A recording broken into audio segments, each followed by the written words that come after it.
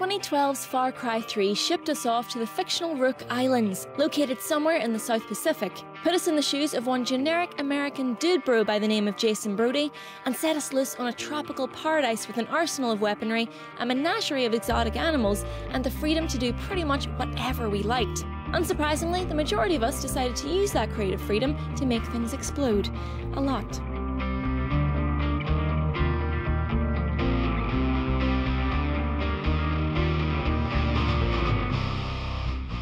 By all accounts, Far Cry 3 was Game of the Year material for all of the above reasons. So following along just 2 years later, and with the added support of next-gen consoles, Far Cry 4 has a lot to live up to. It swapped 3's island paradise for the rugged, snow-capped peaks of Kyrat, a fictional country nestled at the base of the Himalayas. There are more guns, more vehicles, more wild animals, and more enemies to shoot up. But does all that add up to more fun? Or is it Ubisoft just making a mountain out of a molehill?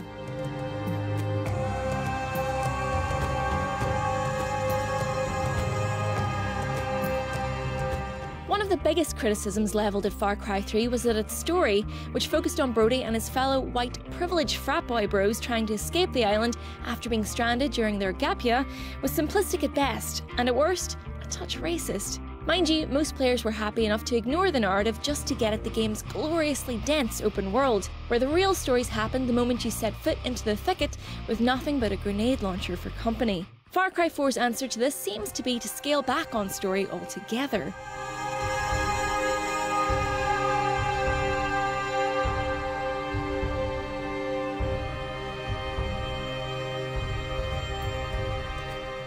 Its protagonist, AJ Gale, is karate-born but American-raised, and he's returned to the country to scatter his mother's ashes as per her final wishes.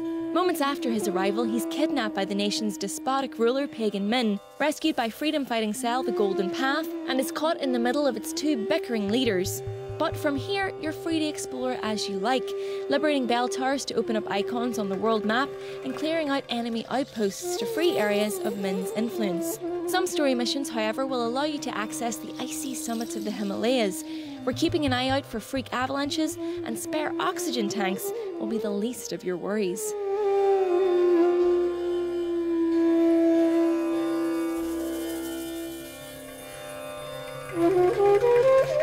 If you'd rather forego story altogether in favour of just having a bit of fun with a friend, Far Cry 4's co-op mode is probably one of its strongest new features. The main campaign will be off limits, but otherwise every activity on the map is up for grabs to play as a twosome. There are also fortresses, essentially supersized outposts designed to be tackled in co-op. It's definitely a highlight of the series to have your friend pilot a gyrocopter while you sit on the back sniping chumps from midair.